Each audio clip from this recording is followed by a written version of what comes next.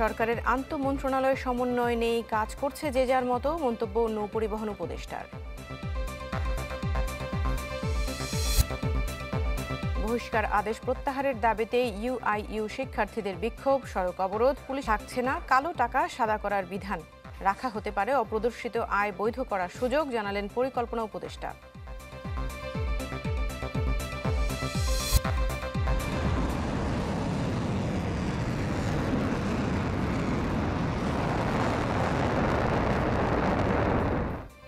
নবম দিনে Israel Iran সংঘাত, পরমাণু স্থাপনায় হামলা নেতানিয়াহু বাহিনীর, মোসাদ সম্পৃক্ততায় অর্ধশতাধিক গ্রেফতার।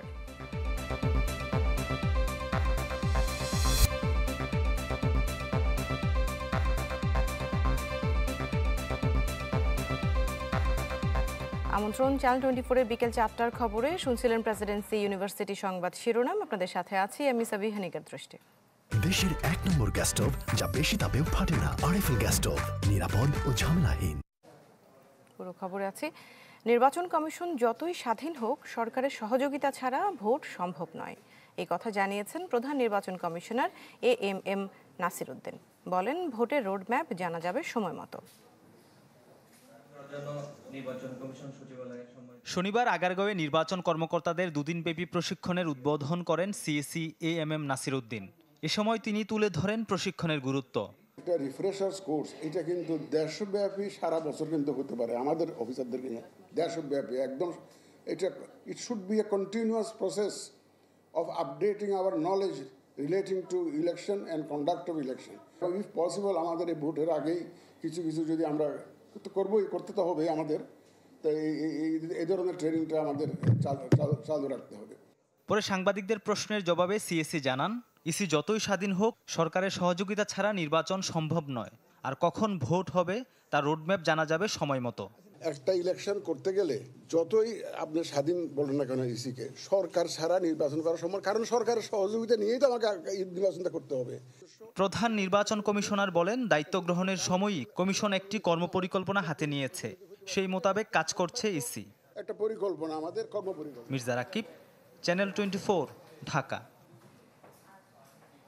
মৎস্য ও প্রাণী সম্পদ উপদেষ্টা ফরিদা আক্তার বলেছেন, অন্তর্বর্তী সরকার চেষ্টা করছে সুষ্ঠু ও সুন্দর নির্বাচন দেওয়ার।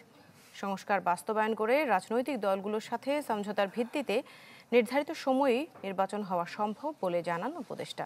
ময়মনসিংহের এক অনুষ্ঠানে এই মন্তব্য করেন তিনি। নির্বাচন কমিশন এমনকি সংস্কারের জন্য যে উদ্যোগগুলো নেওয়া হচ্ছে সেগুলো হলে এবং রাজনৈতিক দলগুলোর সাথে একটা সমঝোতার মাধ্যমে বা তাদের সাথে আলোচনার মাধ্যমে যেটা হবে, সেটা যে নির্ধারিত তারিখ ঘোষিত হয়েছে তার মধ্যে যদি হওয়া সম্ভব হয় অবশ্যই হবে।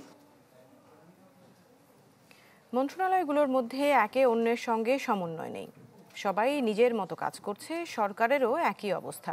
নৌ পরিবহন উপদেষ্টা ডক্টর এম সাখাওয়াত হোসেন এই মন্তব্য করেছেন রাজধানীর বিজয় সরণি সামরিক জাদুঘরে বিশ্ব হাইড্রোগ্রাফি দিবস অনুষ্ঠানে। নৌ পরিবহন উপদেষ্টা বলেন, শুধু এখন নয়, যে শুরু থেকেই এমন চলছে।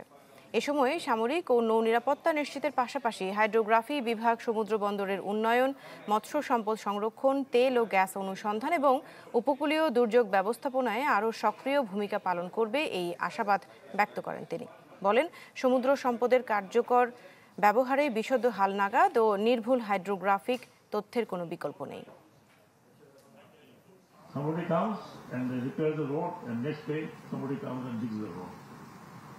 That's what we see every time in Dhaka city. First of all, comes the TNT, they dig the road, and they repair.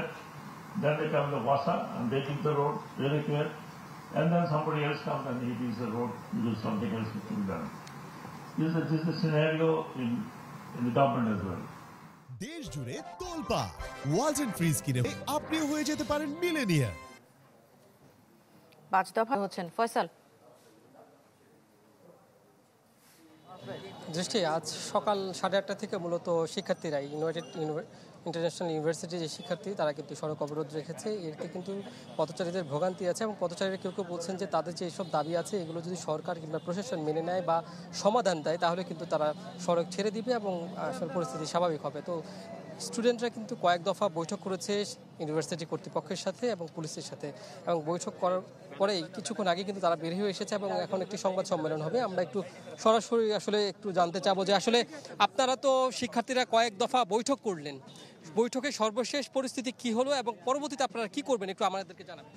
আমরা ইউআইইউ রিফর্মের যে প্রথম আন্দোলন শুরু করেছিলাম, তো সেক্ষেত্রে ইউআইইউ অথরিটি আমাদেরকে বলেছিল যে তারা আমাদের সমস্ত দাবি দাওয়াগুলো মেনে নিবে, যৌক্তিক যে দাবি দাওয়াগুলো আছে তারা সেগুলো মানে নেই। এরই পরিপ্রেক্ষিতে পরবর্তীতে আমাদের এক মেয়ে স্টুডেন্টের বাবা মারা যাওয়ার ঘটনাকে কেন্দ্র করে আমরা ভার্সিটির যে অন্যায্য কিছু কার্যক্রমের কারণে ভার্সিটির বিরুদ্ধে আমরা পুনরায় আন্দোলন শুরু করি এবং পূর্বের দাবি দাওয়াগুলো যেগুলো তারা মেনে নেয়নি, যৌক্তিক দাবি আমাদের যেগুলো ছিল সেগুলোর ব্যাপারে আমরা কথা বলা শুরু করি। তারপরে ভিসি আমাদের আন্দোলনের কারণে পদত্যাগে বাধ্য হয়। সে পদত্যাগপত্রে আরও লিখে যে তাকে আমরা অবমাননাকর পরিস্থিতিতে ফেলে আমরা পদত্যাগ করিয়েছি, যেটা কোনোভাবেই সত্য নয়। পরবর্তীতে ডিসিপ্লিনারি কমিটি ভার্সিটিকে অনির্দিষ্টকালের জন্য বন্ধ ঘোষণা করে এবং আমাদের উপরে ডিসিপ্লিনারি অ্যাকশন নামক একটি প্রহসন চালু করে। এই প্রহসনের পরবর্তীতে আমাদের 26 জন ছাত্রকে অন্যায়ভাবে বহিষ্কার করা হয়, যার পরিপ্রেক্ষিতে আমাদের সমগ্র ইউনিভার্সিটি এর বিরুদ্ধে প্রতিবাদ করেছে এবং সমগ্র ইউনিভার্সিটি নতুন বাজার ব্লকেট ঘোষণা করেছে। ব্লকেটের শুরুতে আজকে আমাদের ব্লকেট পরিস্থিতিতে শুরুতে পুলিশ আমাদের উপর লাঠিচার্জ করে, আমাদের এক নারী শিক্ষার্থীর উপরে তারা ম্যানহোলের উপরে ফেলে তার উপরে হেনস্থা করে, তাকে বুট দিয়ে তাকে পাড়ায় এবং আরও অবমাননাকর পরিস্থিতি সৃষ্টি করে পুলিশ। আমাদের উপরে তারা লাঠিচার্জ করে। আমি একটা জিনিস কোনোভাবেই বুঝতে পারি না যে যেখানে ডিএসসিসির মেয়র হওয়ার জন্য ইশাক এতদিন ধরে নগর ভবনকে আটকে রেখেছে, নাগরিক সেবা বিঘ্নিত। বলবেন যে বৈঠকে কি হলো আসলে? কাজী ফয়সাল, ধন্যবাদ আপনাকে আমাদের সাথে যুক্ত হওয়ার জন্য। আবাসন সংকট নিয়ে আন্দোলনের জেরে অনির্দিষ্টকালের জন্য বন্ধ ঘোষণা করা হলো ঢাকা মেডিকেল কলেজের শিক্ষা কার্যক্রম। কাল দুপুরের মধ্যে শিক্ষার্থীদের হল ছাড়ার নির্দেশ দিয়েছে কর্তৃপক্ষ। সকালেই ক্যাম্পাসের মিলন চত্বরে কর্মসূচিতে অংশ নেন বিভিন্ন ব্যাচের শিক্ষার্থীরা। এ সময় তারা অভিযোগ করেন, একাডেমিক ভবনের পলেস্তরা খসে পড়লেও কর্তৃপক্ষ তাতে গুরুত্ব দিচ্ছে না। ফজলে রাব্বি হল সহ 2টি হল ব্যবহারের অনুপযোগী। ছাত্রী হলেরও সিলিং খসে পড়ছে, যে কোনো মুহূর্তে ধসে পড়তে পারে হল। এমন অবস্থায় আবাসন সংকটের সমাধান না হওয়া পর্যন্ত ক্লাসে ফিরবেন না বলেও হুঁশিয়ারি দেন আন্দোলনকারী শিক্ষার্থীরা। প্রায় 2-3 মাস ধরে প্রতিনিয়ত আমাদের একটা না একটা হলে ছাদ ধসে পড়ছে। আমার বিছানার উপরে আমার ছাদ ধসে পড়েছে এবং আমরা যে বাথরুমটা ব্যবহার করি, বাথরুমের প্রায় 50%-এর বেশি ছাদ ধসে পড়ছে। কর্তৃপক্ষকে আমরা কিন্তু অনেকবার জানিয়েছি, কিন্তু কোনো ধরনের সমস্যার সমাধান হয়নি। যতদিন না পর্যন্ত বিকল্প আবাসনের ব্যবস্থা হচ্ছে এবং নতুন ভবনের যে বাজেট সেটা পেশ হচ্ছে, ততদিন পর্যন্ত আমাদের আন্দোলন জারি থাকবে। ঢাকা মেডিকেল কলেজ অনির্দিষ্টকালের জন্য বন্ধ থাকবে। বাজেটে কালো টাকা সাদা করার বিধান থাকছে না, তবে তা রাখা হতে পারে অপ্রদর্শিত অর্থ হিসেবে। গবেষণা সংস্থা র্যাপিড আয়োজিত সেমিনারে এই কথা জানান পরিকল্পনা উপদেষ্টা ওয়াহিদুদ্দিন মাহমুদ। জানান, নিজেই তদারক করবেন প্রকল্পের অনিয়ম দুর্নীতি। এ সময় অন্য বক্তারা বলেছেন, বাজেটে প্রতিফলিত হয়নি সংস্কারের আকাঙ্ক্ষা, এমনকি রূপরেখা নেই এলডিসি চ্যালেঞ্জ মোকাবেলায়। প্রস্তাবিত বাজেট ও এলডিসি উত্তরণী অনুষ্ঠানে গবেষণা সংস্থা র্যাপিডের চেয়ারম্যান বলেন, রাজস্ব আয়ের 3 ভাগের 1 ভাগ চলে যাচ্ছে ঋণের সুদ পরিশোধে, যা বাড়তে পারে নতুন অর্থ বছরে। বলেন, 15 বছরের কাঠামোগত সমস্যা সমাধান ও এলডিসি উত্তরণের চ্যালেঞ্জ মোকাবেলায় রূপরেখা দিতে পারেনি অন্তর্বর্তী সরকার। ইউরোপিয়ান ইউনিয়নের সঙ্গে আমাদের দেন দরবার করতে হবে। এখন যে ইউরোপিয়ান ইউনিয়নের জিএসপি রেজিম আছে সেটা 2027 সাল পর্যন্ত থাকবে। কোন সাল পর্যন্ত? 2027 সাল পর্যন্ত থাকবে। কাজে এই সময় বর্তমান থেকে 2027 সালের আগ পর্যন্ত এটা হচ্ছে আমাদের উইন্ডো অফ অপরচুনিটি, যেখানে আমাদের ইউরোপিয়ানের সাথে এঙ্গেজ হতে হবে এবং তাদেরকে অনুরোধ করতে হবে যেন ওই প্রভিশন থেকে তারা বাংলাদেশকে বাদ দেয়, একটা আমাদেরকে স্পেশাল ওয়েভার দেয়। অনুষ্ঠানে বিদেশি বিনিয়োগ কমার পেছনে অভ্যন্তরীণ সমস্যার কথা তুলে ধরেন আলোচকরা। উঠে আসে জ্বালানি সংকটের বিষয়টিও। এমন অবস্থায় আস্থা ফেরানোর উপর জোর দেন বক্তারা। আপনি যখন এলডিসি গ্রাজুয়েট করবেন তখন তো আপনি এত স্টেজেস ট্যাক্স রাখতে পারবেন না। যেগুলো কমালেন সেগুলো আসলে ওই আবারও বলতেছি যেগুলো কাজের কোনো কমানো না। অনুষ্ঠানে এলডিসি উত্তরণের বিকল্প নেই জানিয়ে কিছু চ্যালেঞ্জের কথা তুলে ধরেন পরিকল্পনা উপদেষ্টা। বলেন, বাজেটে কালো টাকা সাদা করার সুবিধা তুলে দেয়া হবে, তবে রাখা হতে পারে অপ্রদর্শিত অর্থ হিসেবে। আর বাণিজ্য সচিব জানান, যুক্তরাষ্ট্রের সাথে শুল্ক নিয়ে আলোচনা চলমান রেখেছে সরকার। এতই যখন আলোচনা হয়েছে তুলে দেওয়া হবে, অসুবিধা কি? অথবা ওটাকে অপ্রদর্শিত টাকা আয় হিসাবে দেখিয়ে উচ্চতম যেই করের হার তার সাথে অন্তত আবার 5% যোগ করা উচিত পেনাল্টি, সেরকম ভাবে যদি রাখা যায় তাহলে রাখা যেতে পারে। প্রকল্পগুলোর দুর্নীতি দেখার দায়িত্ব নিজে নেয়ার কথাও জানান পরিকল্পনা উপদেষ্টা। এটা অধিকাংশই মইনুল হাসান, চ্যানেল 24, ঢাকা। সেলফি আপু এখন কিছু খাওয়াও এখন ইভিনিং এর চরম ক্রেভিং চাই কিছু এক্সাইটিং মিস্টার নুডলস হয় কুকিং টেস্ট হয় amazing mister noodles amazing test mister noodles enjoy the best mister noodles amazing test mister noodles mister noodles mister noodles. পাল্টাপাল্টি হামলায় উত্তপ্ত তেল আবিব, তেহরান। আজ ভোরে ইরানের ইস্পাহানে পরমাণু স্থাপনা লক্ষ্য করে হামলা চালানো হয়েছে। কোম শহরের প্রাণ গেছে এক ইরানির। এদিকে নেভাতিম ও হাতজেরিম ঘাঁটি সহ ইসরায়েলি সামরিক স্থাপনা লক্ষ্য করে ক্ষেপণাস্ত্র হামলা চালায় ইরান। মোসাদের সাথে সম্পৃক্ততার অভিযোগে 54 জনকে গ্রেফতারের কথাও জানিয়েছে তেহরান। নিজেদের লক্ষ্য অর্জনে যতদিন প্রয়োজন ইরানে হামলা চলবে বলে হুঁশিয়ারি দেন নেতানিয়াহু। তবে হামলা বন্ধে তেল আবিবকে চাপ প্রয়োগ না করার কথা জানিয়েছেন মার্কিন প্রেসিডেন্ট।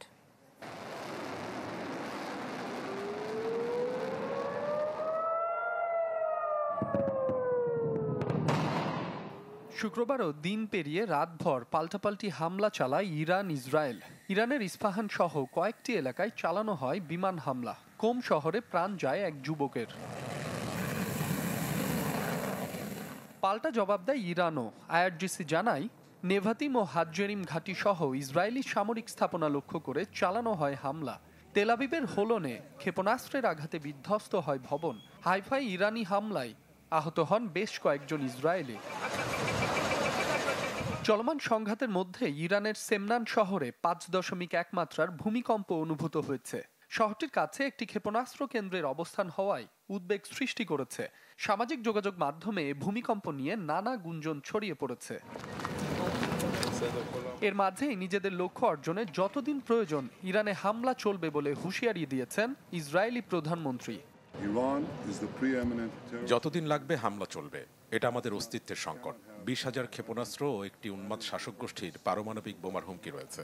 সে হুমকি থেকে রক্ষার জন্য আমরা হামলা চালিয়ে যাচ্ছি। এর মাধ্যমে আমরা অনেক দেশকে রক্ষা করছি।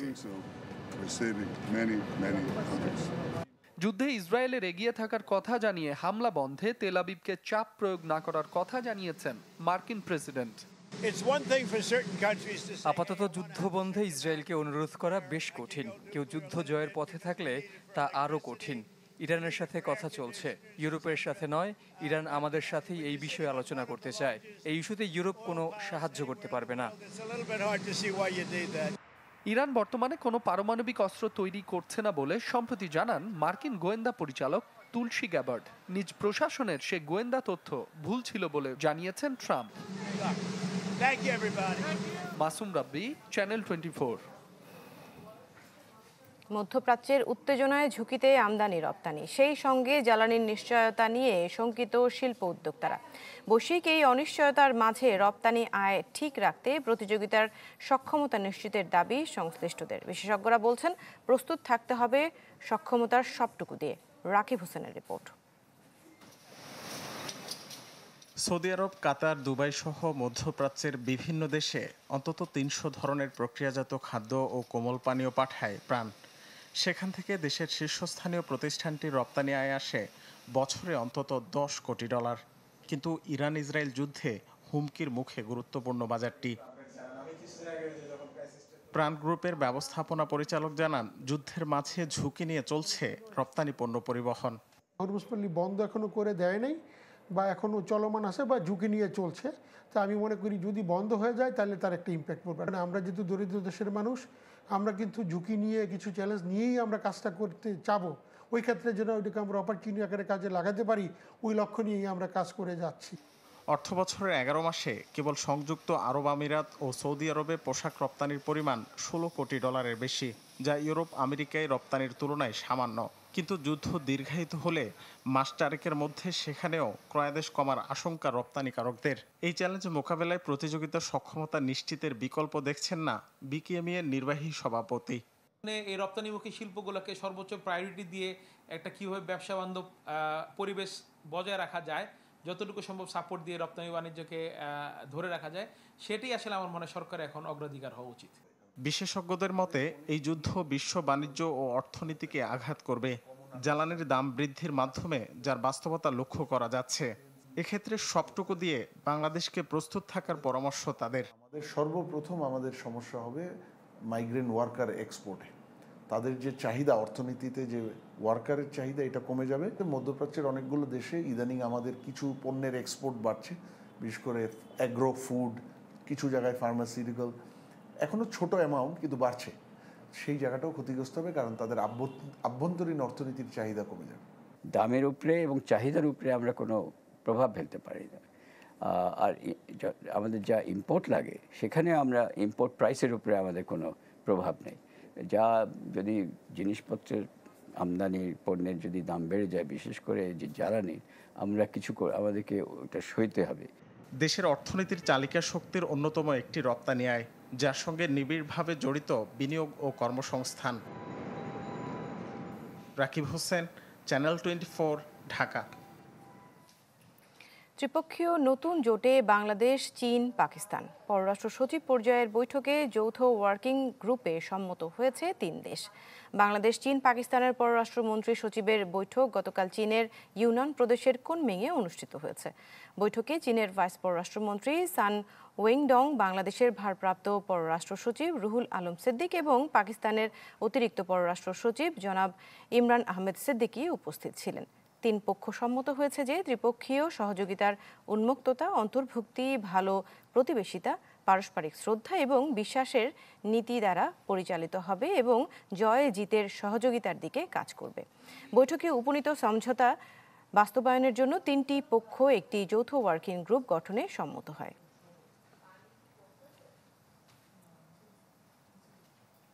একটা বিরতি নিয়ে ফিরে আসছে একটু পর, সাথে থাকুন।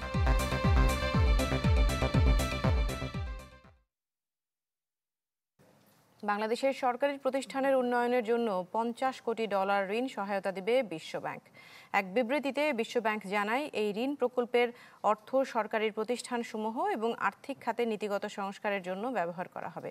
ফলে এই 2 খাতে স্বচ্ছতা, জবাবদিহিতা এবং দক্ষতা বাড়বে, যার মাধ্যমে জনগণ সরকারের কাছ থেকে আরও উন্নত সেবা পাবে। এই সহায়তা সরকারের নীতিকৌশল ও নিয়ন্ত্রণ সংস্থার অবস্থান শক্তিশালীকরণের মাধ্যমে অর্থনীতিতে অবদান রাখবে বলে জানান বাংলাদেশে নিযুক্ত বিশ্বব্যাংকের অন্তর্বর্তী প্রধান।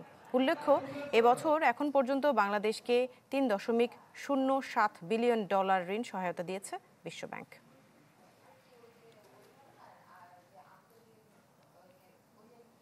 শঙ্কা থাকার পরও ডলারের মূল্য বাজারের উপর ছেড়ে দেওয়ার 1 মাস পার হলেও পড়েনি বড় কোনো নেতিবাচক প্রভাব। মাসের ব্যবধানে বৈদেশিক মুদ্রাটির মূল্য বেড়েছে সর্বোচ্চ $1 পর্যন্ত। যোগানের তুলনায় চাহিদা কম থাকায় ডলারের বাড়তি চাপ ছিল না, তাই স্থিতিশীল ছিল ডলারের বাজার মূল্য। মাসুম মিয়ার রিপোর্ট। গেল 3 বছর ধরে ডলারের দর ও ব্যবস্থাপনা নিয়ে আলোচনা ছিল নানা মহলে। সরবরাহ ও চাহিদার ভিত্তিতে এই মুদ্রার মূল্য নির্ধারিত হওয়ার কথা থাকলেও বিশেষ গোষ্ঠীর হস্তক্ষেপ ও কারসাজির কারণে অস্থির হয়ে উঠেছে বিভিন্ন সময়ে। অন্যদিকে দীর্ঘদিন ধরে বাজারের ওপর ছেড়ে দেওয়ার চাপ থাকলেও তা কান দেয়নি বিগত আওয়ামী সরকার। ফলে একরকম নিয়ন্ত্রিত ব্যবস্থায় আটকে ছিল এই মুদ্রা। তবে পরিবর্তিত বাস্তবতায় এ বিষয়ে সাহসী পদক্ষেপ নেয় কেন্দ্রীয় ব্যাংক। অর্থনৈতিক বাস্তবতা ও বৈদেশিক মুদ্রার মজুদ পরিস্থিতি আমলে নিয়ে ডলারের দাম পুরোপুরি বাজারের ওপর ছেড়ে দেওয়া হয় মাসখানেক আগে। তবে এ নিয়ে অনিশ্চয়তা থাকলেও তার খুব একটা প্রতিফলন দেখা যায়নি এই সময়ে। আমরা যখন মার্কেটের উপর ছেড়ে দেই, তখন কিন্তু আমরা নিজেরাও খুব বেশি যে কনফিডেন্স ছিলাম তা না। এটা কোথায় চলে যেতে, অনেক উপরে চলে যেতে পারে, কিন্তু সেটা কিন্তু হয়নি। কোনো প্রকার হস্তক্ষেপ ছাড়া এবং কোনো প্রকার ডলার বাজারে ছাড়া আমরা ছাড়ি নাই। কিন্তু এই যোগান দেওয়া ছাড়াই মার্কেট যে সর্বোচ্চ $1 মধ্যে ফ্ল্যাকচুয়েশন হওয়াটা কিন্তু অবশ্যই আপনারা এটাকে স্টেবিলি বলতে হবে। মূলত প্রবাসী আয় ও রপ্তানির ধারাবাহিক প্রবৃদ্ধি স্বস্তি বাড়িয়েছে বহির্খাতে। বিপরীতে আমদানি ব্যয় ছিল তুলনামূলক কম, যার বড় ভূমিকা রেখেছে লেনদেনের ঘাটতি কমিয়ে বৈদেশিক মুদ্রার মজুদ বাড়াতে।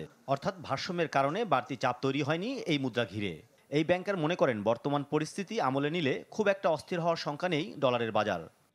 এটা এখন আস্তে আস্তে কমতেও পারে, আমি যেটা মনে করি। ডিমান্ড অতটা থাকবে না, আমি যেটা মনে করি।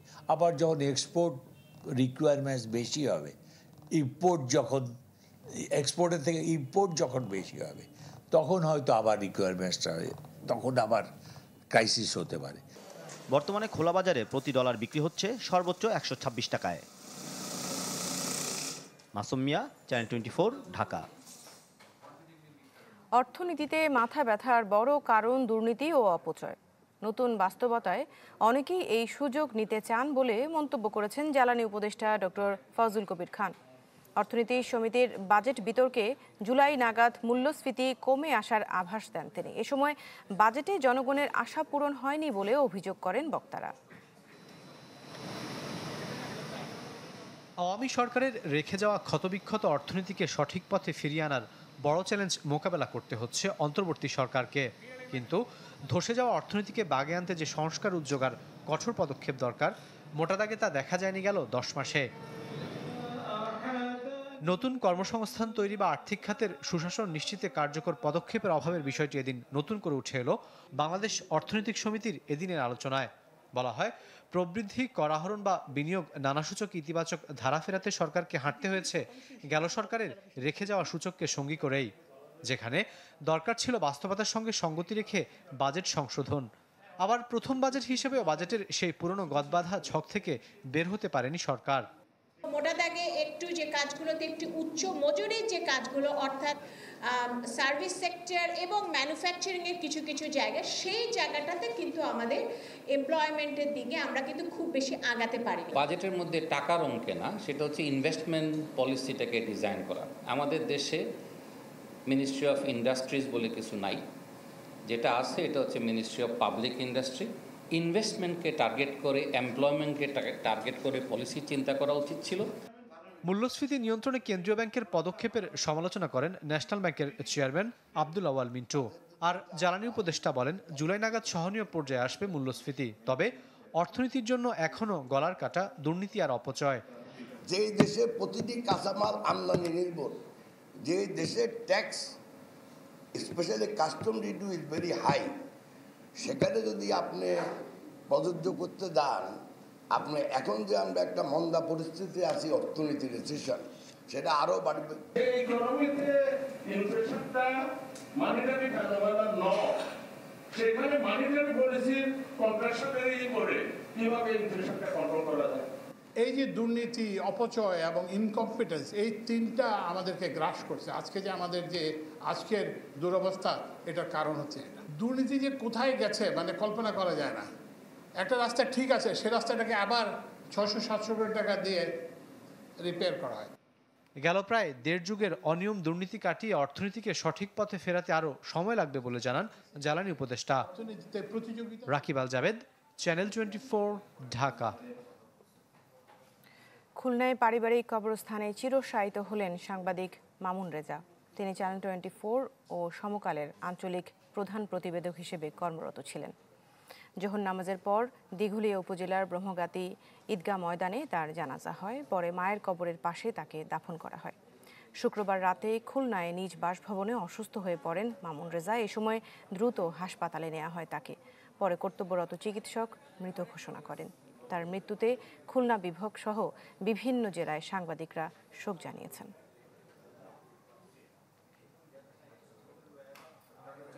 নিবেদিত প্রাণ সাংবাদিক, সংবাদকর্মী, সেটা দেশের যে কোনো প্রান্তের জন্য, এই দেশের জন্য সবচেয়ে বেশি জরুরি। এত সুনাম নিয়ে, এত ডেডিকেশন নিয়ে কাজ করা মানুষ আমি আমার জীবনে কম দেখেছি। আমার প্রাণের প্রিয় ছিল মামুন, কত আদরের, কত স্নেহের। তারা এইভাবে চলে যাবে আমরা কখনো ভাবতেও পারিনি। তিনি একটু অমায়িক, একজন খুবই ভালো মনের মানুষ ছিলেন, একজন ভালো সাংবাদিক ছিলেন। মামুনের মৃত্যু আমাদের দিঘলিয়াবাসীর জন্য অনেক বড় ক্ষতির সম্মুখীন হলাম আমরা। নওগাঁর ধামইরহাটের থানা হাজত থেকে এইচএসসি পরীক্ষার প্রশ্ন ফাঁসের ঘটনায় গঠন করা হয়েছে 2টি তদন্ত কমিটি। ঘটনাস্থলে যাবার কথা আছে তদন্ত কমিটি সদস্যদের। আরও জানাতে আমাদের সাথে যোগ দিচ্ছেন হারুনুর রশিদ চৌধুরী। হারুন, হাজত থেকে প্রশ্নপত্র ফাঁস হয়ে যাওয়ার বিষয়টি একটু আমাদেরকে বিস্তারিত বলবেন। এরই মধ্যে যেই 2টি তদন্ত কমিটি আসলে গঠন করা হয়েছে, তার মধ্যে পুলিশের পক্ষ থেকে যে তদন্ত কমিটি গঠন করা হয়েছে সেই কমিটির যারা সদস্য তারা আসলে এসেছেন থানায়, আমরা এমনটি দেখতে পেয়েছি। আর এরই মধ্যে একটি ব্যবস্থা নেওয়া হয়েছে, সেটি হচ্ছে যে রাজশাহী যে শিক্ষা বোর্ড সেই বোর্ড কর্তৃক একটি সিদ্ধান্ত নিয়েছে যে যেই ইতিহাস বিভাগের দ্বিতীয় পত্রে যে প্রশ্নটি ফাঁস হয়েছে সেটির পরীক্ষাটি আসলে বাতিল করা হয়েছে এবং আগামী 19 জুলাই সেটির আবারও পরীক্ষা নেওয়া হবে এবং রাজশাহী বিভাগের যে 8টি জেলা আছে এই 8টি জেলায় ভিন্ন প্রশ্নপত্রে আসলে এই পরীক্ষাটি নেওয়া হবে। এবং আপনি জানেন যে গত 17 জুন তারিখে আসলে এই এইচএসসি পরীক্ষার যে দ্বিতীয় পত্রের যে প্রশ্ন সেটি ধামইরহাট থানা হাজতে রাখা হয় এবং সেইখান থেকে মূলত যে ট্রাঙ্কে রাখা হয়েছিল সেই ট্রাঙ্কের তালা ভেঙে বেশ কিছু প্রশ্নপত্র আসলে ছড়িয়ে ছিটিয়ে থাকতে দেখা গেছে, যেটি 19 জুন তারিখে আসলে যে কমিটি আছে সেই কমিটি আসবার পরে সেটি আসলে ধরা পড়ে এবং সেই প্রশ্নগুলো কিন্তু সামাজিক যোগাযোগ মাধ্যমে ছড়িয়ে পড়ে, যার কারণে বোর্ড থেকে সেই পরীক্ষাটি এর মধ্যে বাতিল করা হয়েছে এবং 19 জুলাই কিন্তু সেই পরীক্ষার আবারও তারিখ নির্ধারণ করা হয়েছে। এবং একটি গুঞ্জন শোনা যাচ্ছে যে এই ঘটনায় জড়িত থাকার সন্দেহে 2 জন পুলিশ সদস্যকে আসলে ক্লোজ করা হয়েছে, যদিও সেটির সত্যতা এখন পর্যন্ত নিশ্চিত হওয়া যায়নি কিংবা যারা পুলিশের ঊর্ধ্বতন কর্তৃপক্ষ আছেন তারাও আসলে কোনো রকমের বক্তব্য এখন পর্যন্ত আসলে দেননি। মোটামুটি এরকমটা ছিল, তদন্ত শেষ হলে আসলে বলা যাবে যে ঘটনা কোন দিকে যাচ্ছে। জি, হারুনুর রশিদ চৌধুরী, ধন্যবাদ আপনাকে আমাদের সাথে যুক্ত হওয়ার জন্য। বৃষ্টিপাতে চট্টগ্রাম মহানগরে বিভিন্ন সড়কের অবস্থা এখন নাজুক। এর মধ্যে সবচেয়ে খারাপ অবস্থা গুরুত্বপূর্ণ বিমানবন্দর সড়কের। এলিভেটেড এক্সপ্রেসওয়ে র্যাম্প নির্মাণের সাথে বর্ষণ মিলে ইপিজেড এলাকার পুরো সড়ক পরিণত হয়েছে মৃত্যুপুরীতে। বড় বড় গর্ত আর তার মধ্যে পানি জমে ঘটছে একের পর এক দুর্ঘটনা। লেগে থাকে যানজট। একই অবস্থা মাঝিরঘাট সড়কেও। দেখে বোঝার উপায় নেই এটি চট্টগ্রামের গুরুত্বপূর্ণ বিমানবন্দর সড়ক। নগরীর সল্টগোলা ক্রসিং থেকে শুরু করে সিইপিজেড পর্যন্ত পুরো সড়কে তৈরি হয়েছে বড় বড় গর্ত, যা পরিণত হয়েছে ছোটখাটো ডোবায়। গেল রমজান থেকে সড়কটির এমন বেহাল দশা। বৃষ্টি শুরু হওয়ার পর যা তীব্র রূপ নেয়।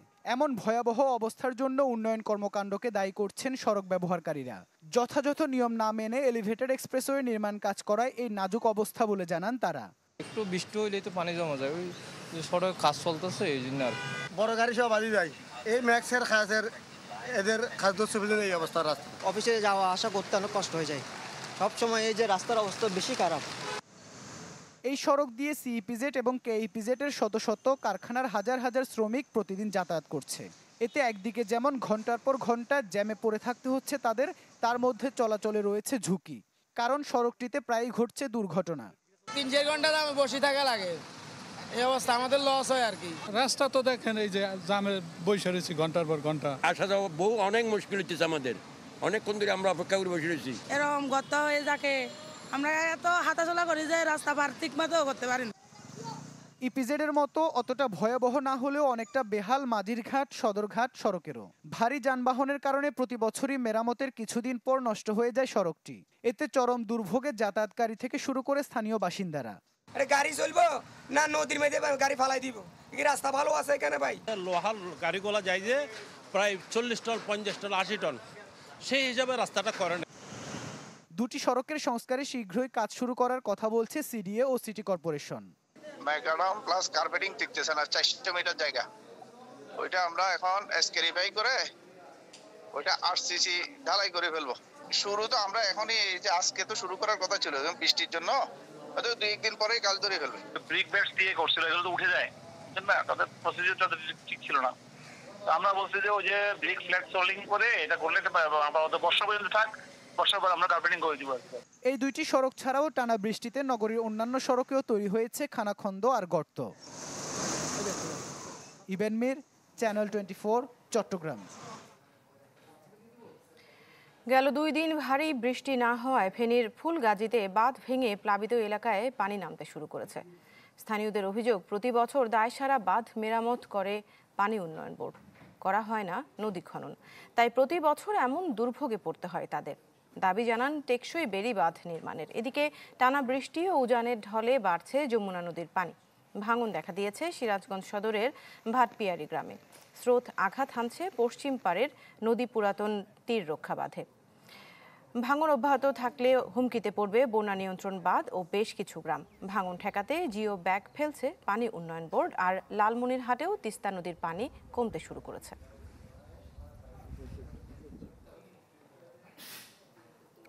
দর্শক, প্লাবিত এলাকার পরিস্থিতি জানাতে ফেনী থেকে আমাদের সাথে যুক্ত হচ্ছেন Dildar Hossain.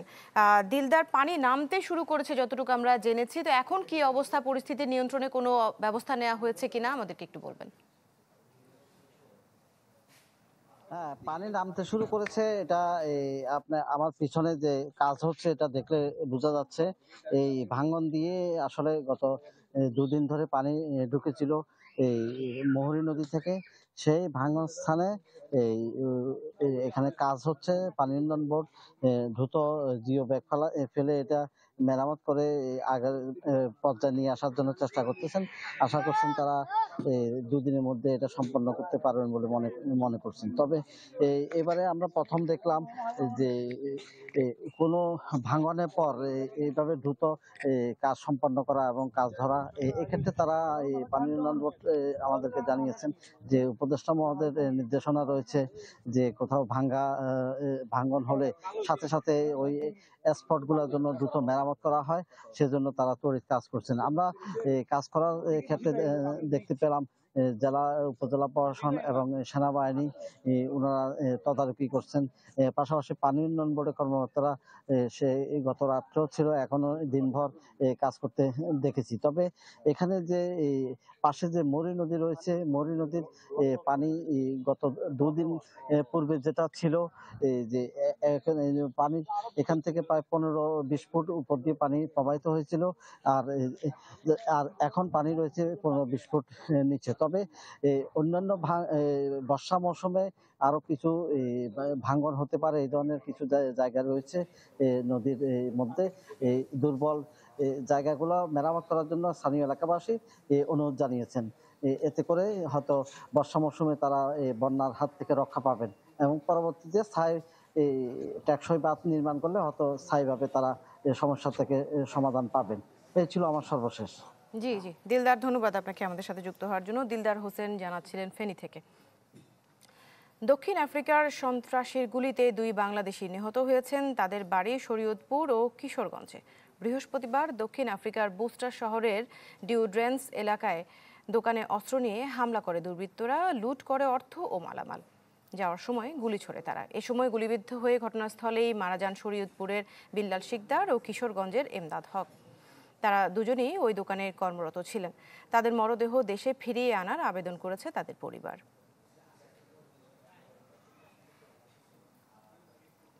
Supreme court reporters ফোরামের SRF এর 2025-26 মেয়াদের সভাপতি নির্বাচিত হয়েছেন চ্যানেল 24 এর সিনিয়র রিপোর্টার মাসুদুর রহমান ও সাধারণ সম্পাদক নির্বাচিত হয়েছেন ঢাকা পোস্টের সিনিয়র রিপোর্টার মেহেদী হাসান ডালিম।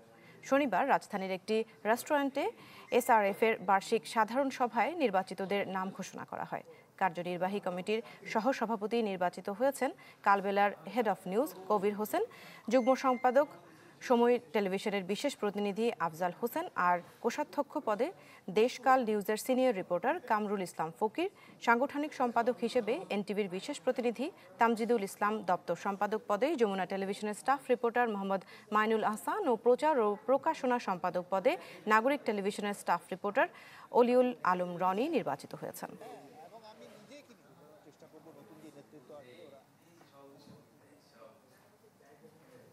আরও একটা বিরতি নিচ্ছি, ফিরছি একটু পর।